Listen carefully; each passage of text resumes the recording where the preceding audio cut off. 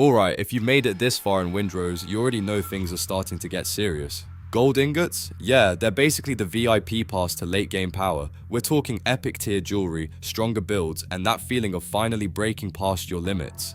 But here's the catch, this isn't like farming copper or iron. You can't just mine some ore and call it a day. Gold ingots are out there, hidden in the most dangerous parts of the archipelago, just waiting to punish unprepared players. So in this video, I'm going to walk you through the most efficient way to farm gold ingots and show you the key locations you should be targeting right now. Think of this as your fast track to end game progression.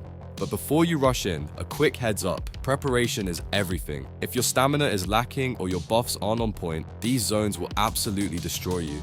Stick with me and I'll help you turn this grind into a smooth, repeatable route that sets you up for the rest of the game. I'm quickly moving on to the video. Before we start, if you enjoy these types of list videos, don't forget to like the video and subscribe. Enjoy watching.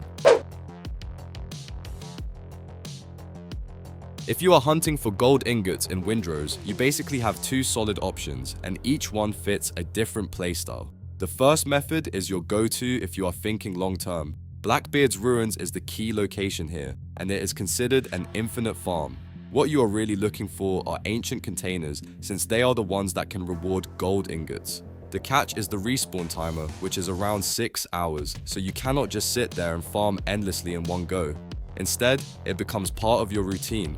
You clear the area, grab the loot, then come back later when everything has reset. It is consistent, reliable, and perfect if you are planning multiple runs throughout the day. The second method is more of a one-time opportunity, but it is still worth your attention.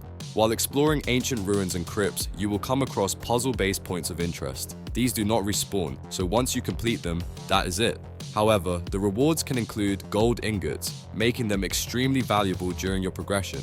Think of these as bonus boosts rather than a farming method. You solve the puzzle, claim your reward, and move on. If you combine both approaches, regularly checking Blackbeard's Ruins while also clearing every puzzle location you find, you will build up a steady supply of gold ingots without feeling stuck or dependent on luck. If you are aiming for a consistent and reliable gold farming method in Windrose, Blackbeard's Ruins excavation site in the foothills is easily your best option right now. This spot stands out because the loot there respawns roughly every 6 hours, which means you can build a simple farming loop into your routine instead of relying on random exploration. You clear the area, grab everything, then go off and do other activities before coming back when it resets. It is predictable, efficient, and perfect for stacking up gold over time without feeling like you are wasting effort.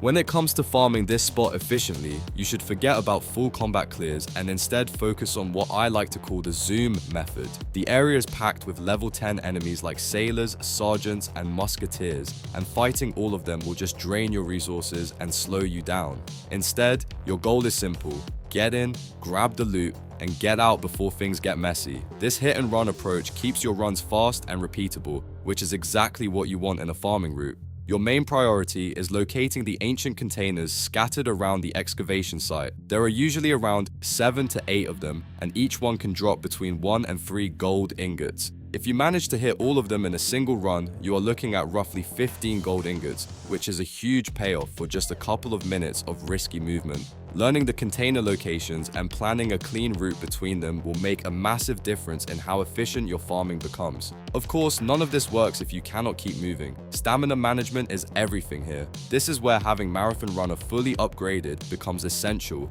not optional. You need to sprint constantly, weaving between incoming shots, especially from musketeers who can shred you if you slow down.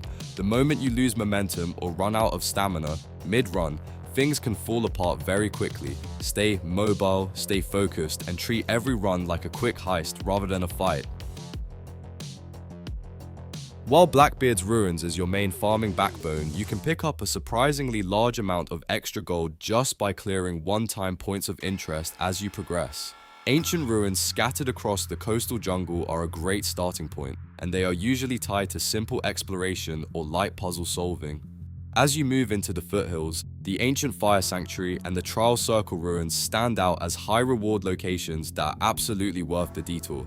And if you are willing to explore more dangerous territory, the crypts hidden deep within the cursed swamps can also reward you with valuable gold, often behind tougher encounters or more complex puzzles.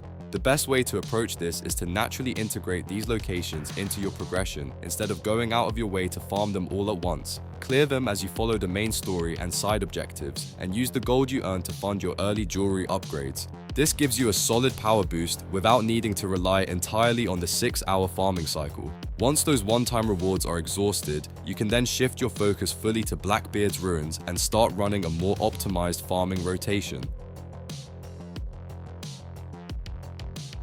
Gold ingots are not just another resource, they are the point where your build really starts to come together.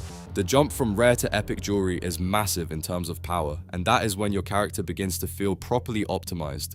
The problem is the cost, because a single upgrade can easily demand 10 to 15 ingots. Without a steady supply, you end up hesitating to upgrade or experiment. But once you have a reliable farming method in place, you are free to try different builds, swap gear around, and actually play the game the way you want instead of feeling stuck with one setup. If level 10 enemies are still giving you trouble, it is a good sign that you should take a step back and tighten up your fundamentals. Make sure your gear is up to date and that you are taking advantage of rested buffs before heading into tougher areas. Windrose rewards preparation more than brute force, and gold farming is no different. The more comfortable you are with survival mechanics, the easier it becomes to handle dangerous zones and secure the resources you need. Farming gold in Windrose can feel intense at times, but once you understand that Blackbeard's ruins resets every 6 hours, the whole process becomes much more controlled and predictable. Focus on hitting the ancient containers as efficiently as possible, keep your stamina high so you can stay mobile, and most importantly, know when to back off. The moment your inventory is full, get out and secure your loot instead of risking everything for one extra container. This is not about brute force, it is about smart, repeatable runs that build up your resources over time. The video ends here. See you in another video. Don't forget to subscribe.